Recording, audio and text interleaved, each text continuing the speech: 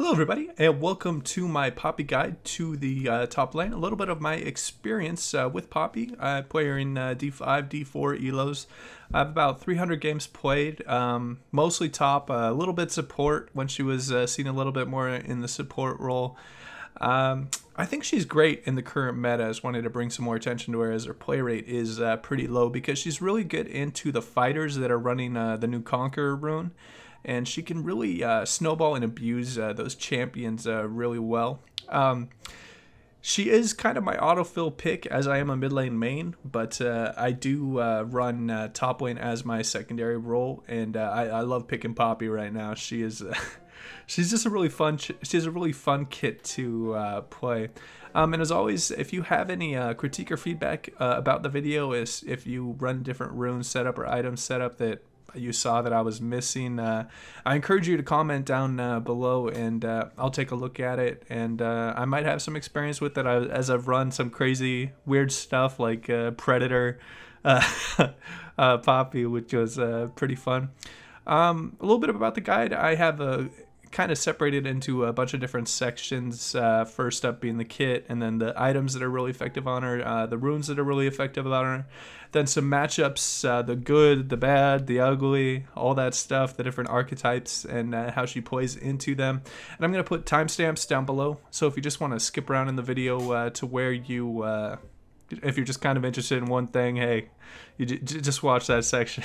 It's all good. I wanted to offer something special. I just think I hit over 200 subs, which is really cool. It's been really nice talking to you guys. I wanted to offer, if any of you guys wanted to post your NAOPG down below or a full gameplay, I'd be happy to take a look at it and give any kind of feedback I can, maybe help you to climb a little bit. I'm a hard stuck D4 right now, so it's not going to be the highest level analysis, but I should definitely be able to help out people that are stuck in bronze and silver and gold and plat. I think I'll be able to give you some advice and maybe some things you're doing wrong. Yeah, a little bit about my playstyle with Poppy. I'm not the biggest full tank advocate on her. I really like running more aggressive setups where you can take advantage of people's mistakes and take advantage of their kind of mispositioning with a little bit more damage builds. Like I do Triforce if I am doing really well in lane or doing even or going even on her. So yeah, that will do it for the intro, and just thanks a bunch. It's been great talking to you guys, and let's get right into the guide.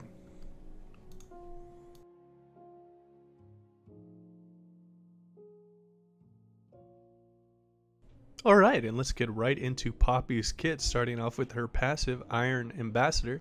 Poppy throws her buckle, gaining range and bonus magic damage. The buckler lands at a nearby location.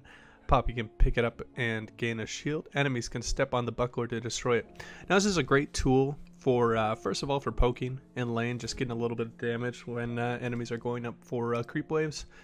Another way to use it is to bait enemies to go against the wall. So if you're throwing it and not killing a target, it doesn't automatically bounce back to you, and sometimes it goes near a wall. And it can really set up a good heroic charge for you. Another side note for this ability is it does proc your on-hit abilities. So if you have something like Tiamat or Executioner's Calling or, I don't know, some other funky items, it can definitely apply your on-hit effects. Alright, and on to the Q, Hammer Shock. Poppy swings her hammer, dealing damage and creating a zone that will slow enemies and explode after a delay. Now this is Poppy's main damaging ability. It is really good for trading, because the way you should be using it is when they go up to trade for you, you're automatically queuing them, and this is longer than any of the melee champions' auto ranges. So when they walk up to you, you put that Q zone down, and they're going to get hit by the first part, of course. But if they want to go in and actually auto attack you, they're going to have to take that second part. So you really just want to, right before they engage with the melee champion, just throw that Q down so it's guaranteeing both the Q parts. And this is a percentage HP damaging ability, so it's very good into tanky enemies. It's also really good to place right after you get an E stun, guaranteeing both parts of your Q damage. Alright, and on to the W, Steadfast Presence. Poppy gains Armor and magic resist. This bonus increase when she is on low health. Poppy can activate Steadfast Presence to stop enemy dashes around her and gain movement speed. Now this is one of the things that gives Poppy a lot of utility in team fights. With the recent resurgence of a lot of fighters and being solo queue, a lot of people playing assassins with high mobility. This is a great way to protect your ADC in team fights. It's also really good for dueling in lanes against things like Fiora, Tryndamere, Kled, anything, Aurelia, anything that has that dash, because it, first of all, it stops their damage and deals a bit of magic damage as well. So it's a really big net gain for you.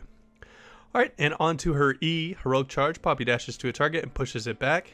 If the target is pushed into a wall, it is stunned. Pretty self-explanatory. They actually buffed the damage on this recently, so if you're hitting both parts, it's actually a pretty decent amount of damage towards enemies. It's great for dueling because you do get that stun in the wall, and it gives you that guaranteed double Q hit.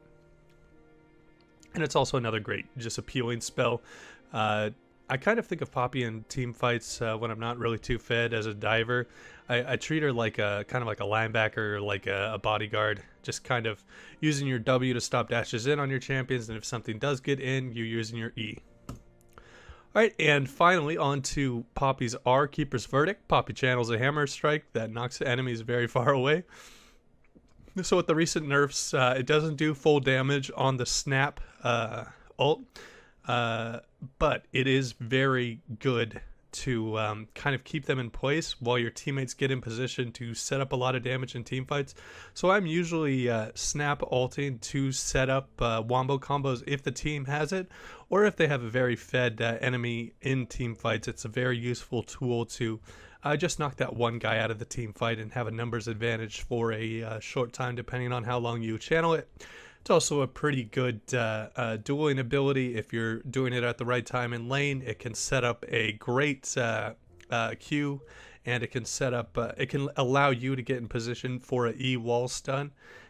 So yeah, definitely look to use this as more of a setup ability as opposed to a damaging ability. And that will wrap up Poppy's kit. Alright, let's jump right into Poppy's runes. First up, the Resolve Tree, which is really good if you are unfamiliar in the matchup, or you are in a matchup that you tend to lose and struggle in. It can just give you the amount of tankiness that you need to kind of ride out the lane and not give up any massive leads to your opponent. The two viable keystones there are Grasp, that help with trading, sustain, and give you a bit of HP, so a little bit more tankiness. Second up, Aftershock. It's another thing that works really well with Poppy. It gives you a bit of tanky stats, and it gives you a bit of damage, which works really well. In that first lineup, I always really like taking the bone plating, especially against champions that have a really, like an all-in combo like Riven. It can really blunt the damage of that because they're hitting you in rapid succession, as opposed to just poking you with an auto-procking that and then just leaving you alone and making it useless. So be really careful with your bone plating, because better opponents will just kind of proc it and then do their combo after a while when it's down. Another thing that's pretty good if you're looking to just go full tank and just provide as much utility to your team is that Font of Life that is placed on opponents that you E and Q, that give a heal to your allies when they hit that target. I can usually, when I take it, it racks up about 3,000 or 4,000 healing. It's really good in the late game because it's based on your percentage health, and if you have a full build, it's going to be a pretty decent heal for your ADC. The last one that I don't really recommend taking there is, the lines are actually switched up, but Demolish is supposed to be there, and it's an okay rune. Poppy usually, I mean, she's not really the biggest tower taker anyways. I don't really like taking that rune too much on her. I just like having the bone pointings in a really good spot if you're looking to duel, and the Font of Life if you're looking for more utility. Alright, and that second row, Chrysalis is really good against opponents that take Ignite into you. So if you're going into kind of cheese lanes like people like Pantheon that take Ignite, or Wukong that usually take Ignite, it can give you that early amount of HP that you really need to live through their combos. It's also very good against just rough matchups that you just want to have a bit more tankiness into. Another really good choice in that row is Second Wind, which is very good against poke lanes like Kennen, Teemo, Heimerdinger, or Quinn. The third choice is really good if you're just going up against a tank. You don't really need any help in your laning phase. It's just kind of a snooze fest in lane where you don't have too much kill pressure on them and they don't have much kill pressure on you. So you might as well just get that 10-minute spike of tankiness. In that third row, Revitalize is actually my favorite in this, just because it can make your shield from your passive really strong, because it gives a bonus when you're at low HP, which works really well with your W that is giving you more resistances when you're at low HP. So it can make that low HP shield just a huge turning point in your 1v1s or in team fights. Also, Unflinching is pretty good if you're going up against a heavy CC team like a Morgana Q or a Riven with all of her stuns. It can be a good pickup. And the third would be Overgrowth. Now, Poppy has a pretty low amount of base HP and scaling HP, so it's usually not the best rune pickup, just because she has a bit of lower HP just in general as a tank, and it gives a percentage HP. So I wouldn't recommend taking this rune setup at all, unless you're just one of those people that just stack HP in your builds, which Poppy relies a lot more heavily on her resistances as opposed to HP stacking. Alright, another fun rune setup is Domination, which is really good against opponent laners that can be bursted out. So this is a good setup if you're going against a Quinn or just a squishy target that you can burst out. Electrocute just gives you that bit more of damage to take on your opponents. Now, I would only recommend taking Sudden Impact. It is so strong on Poppy in the early game, giving you that 10 lethality when you're doing your E. And both your EQ and all of your EQ and R damage is going to be physical, so that lethality is very good. You could take Zombie Ward or Eyeball Collection, not really an exciting choice there. Next up is that final row. I found that Ravenous Hunter is pretty good in matchups where you're going to be doing a lot of trading. And that Relentless Hunter is very good when you are just trying to get in your position for E, just to look for the wall stun. Basically, it can really help with your roams as well, or if you're just kind of looking to go in the enemy's jungle with your jungler. The final choice, which is actually I've been having a lot of fun with, is taking Conqueror, which is I think it's pretty good on Poppy, just because she has percentage health damage on physical, and if you can turn that into true damage with percentage health damage from her Q, it is extremely strong. It is a very good rune setup when you're going against fighters like Tryndamere, Fiora, or I don't know, like a Darius. It's really good because it can give your auto attacks a little bit more oomph that she's kind of lacking. It gives you a good amount of attack speed going down that tree as well.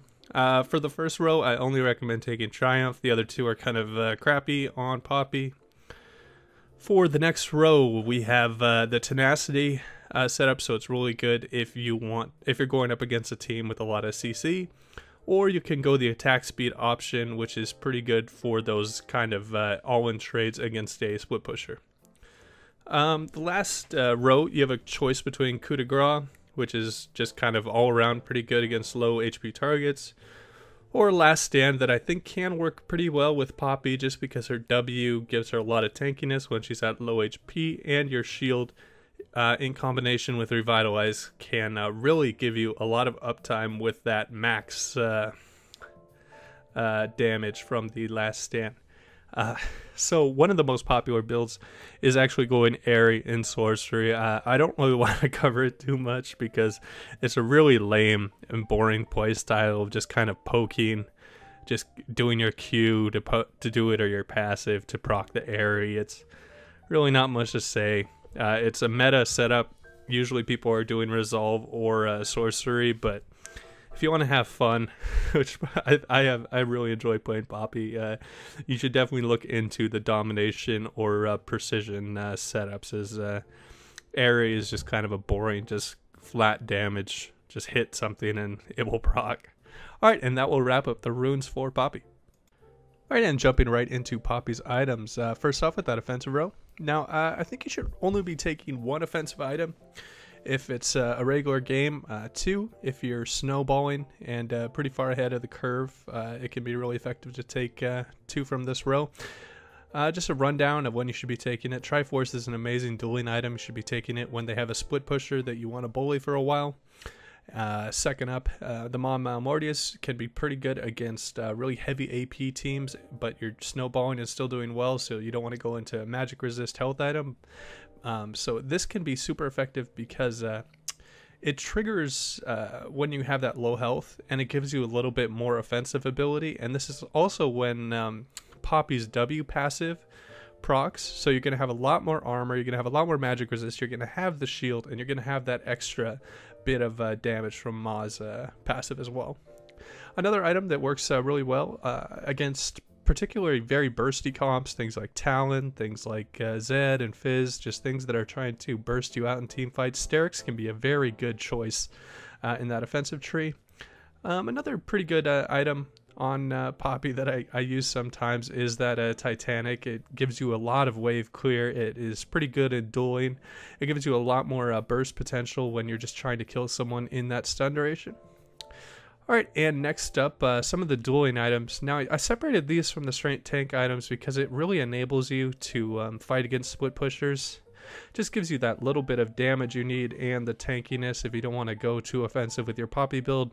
Iceborne's a great pickup, just with that sheen effect, and with the slow helping Poppy with her chase down is really good. Sunfire Cape is really good when you are just trying to wave clear and have a good amount of tankiness as well. Thornmail works really well against those fighter matchups that are auto-attacking you a lot.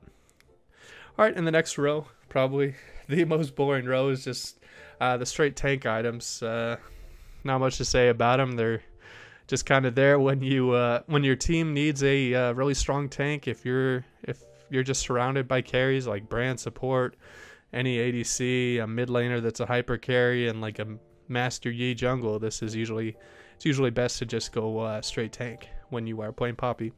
Now some kind of weird items that I pick up sometimes when my ADC is doing extremely well, or I have a mid laner that's doing extremely well.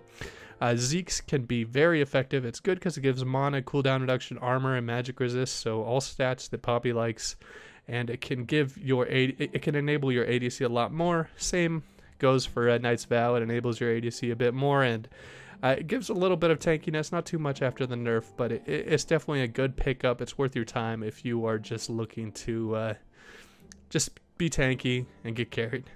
Alright, and that will wrap up the items for Poppy. Alright, and let's go over Poppy's matchups, just going through a couple of the different archetypes you're going to see in your laning phase. First up, definitely the hardest. Poppy doesn't have over a 50% win rate against any of these Juggernauts, starting with Alawi. She is very strong against Poppy with her E. Conqueror also helps a lot with her doing true damage through your armor. She wins the all-ins. The only kind of advantage you have is you're a little bit more effective in team fights. You can stop her W jump with your W, but she really wins most duels unless you're just doing quick trades where you stun her into a wall, EQ, and then W to run out and dodge her E. And my least favorite matchup, usually the person I ban when I want to play Poppy, is Darius. He is extremely strong in the all-ins. He has a lot more damage than you do. He has a really high amount of base HP and tankiness, so you're not really able to burst him out against the walls. It's just a really big struggle for Poppy to go into that lane because he can really bully you off a lot of CS, and he's going to be pretty effective in team fights as well. So this is definitely something you should either look to ban, or I don't know. If any of you guys have any tips playing against Darius as Poppy, please comment down below. Some things I found that I usually do if I do end up going against Darius is just building full tank and just not fighting at all in the laning phase, and just trying to just use my kit to be more effective in team fights. It's really the only way you can win a game when you're going up against a Darius. All right, and another Juggernaut matchup is Garen. He has a pretty decent amount of damage. He is good all-in. He has a lot of tankiness. He can use his W when you E-stun him. It's another pretty tough matchup for Poppy, as his Q silences you when he's doing his all-in, and you are able to do a decent amount of damage to him. You can look to fight him. He is, I would say, definitely the easiest out of these three Juggernauts, but he is still a pretty tough matchup, especially if it's in the lower elos where you're at the same skill level and you actually see Garen a lot more. All right, the next archetype are the true tanks, such as Shen, Maokai, and Sion. Now, these are usually pretty boring lanes, kind of just farm fest. You do have a decent amount of damage and kill pressure on them before they're able to get any of their tanky items. Just look for the stuns, look for the W to stop their movement, and you should be able to provide a little bit more in team fights than those tanks, but this is really, it's not going to be a fun lane going against these guys, but you can look for kills early against them. All right, and now my absolute favorite matchup is against the fighters such as Khaled, Yasuo, and Fiora. They all have movement, mobility spells that are very effective in dueling, but your W trumps them. You are able to have a lot of kill pressure on them because they are relatively squishy. You just really don't want to take extended trades against them. You want to take burst trades where you're using your EQ and W to stop their mobility to trade back on you. And because their auto attacks are going to do a lot more than your auto attacks, you just really you want to take those really short trades. I can't emphasize this enough because these guys can snowball really hard on you. So just look to build a little bit of tankiness, go kind of the dueling items like Sunfire, Thornmail, and Iceborne Gauntlet, or if you get an early kill against them, you can go a Triforce and just kind of destroy them in lane once you get that. All right, and the last archetype we're going to go over is Poke, which is can be a frustrating lane sometimes, but they are extremely squishy. They're the squishiest champions that are going to be taken into this lane, so you do have a good amount of kill pressure. Say they have you farming under turret, they're going to be really close to the walls because that's kind of where the lane kind of edges in to be very not that wide. So you are able to look for kills on them when they are trying to harass you off minion waves there, as opposed to just being kind of leaning towards the river in the middle of the lane, which is the widest point of the map. So you aren't really able to E-stun them. This can be a little bit frustrating, but you should just be taking Doran's Shield and Second Wind into them to negate a decent amount of their poke, and look for all-in opportunities when your jungler comes because they're going to be pushing you in. Alright, and the matchups to look out for with Poppy. She is extremely successful against Wukong. You're just able to cancel so much of his damage with your W when he does his E, and you just have more damage and more tankiness than the Wukong, in my opinion, in the 1v1 all-ins until level 6. But once you hit level 6 and he ults you, just wait for the knock-up to hit you and then ult him away, and he doesn't have any kill pressure on you. And now another matchup that Poppy does really well into is the Riven. You have a 52% win rate against Rivens because you're able to stop a lot of their dashing mobility, and they're never able to get that third jump stun on you because that's when you save your W, is when they do the Q twice, and then when they're looking to do that third jump, you just press your W and you are able to really you're able to cancel a lot of their CC that they're doing. You're canceling basically half of the CC that the Riven is putting out. And finally, my personal favorite matchup for Poppy is the Tryndamere, because you are able to stop his dash, which is a huge part of his kit. It's his only mobility. It's a pretty good amount of his damage early game before his auto attacks really start hurting. You are able to just really outduel him in the early levels if he doesn't have any rage, so look for those trades early.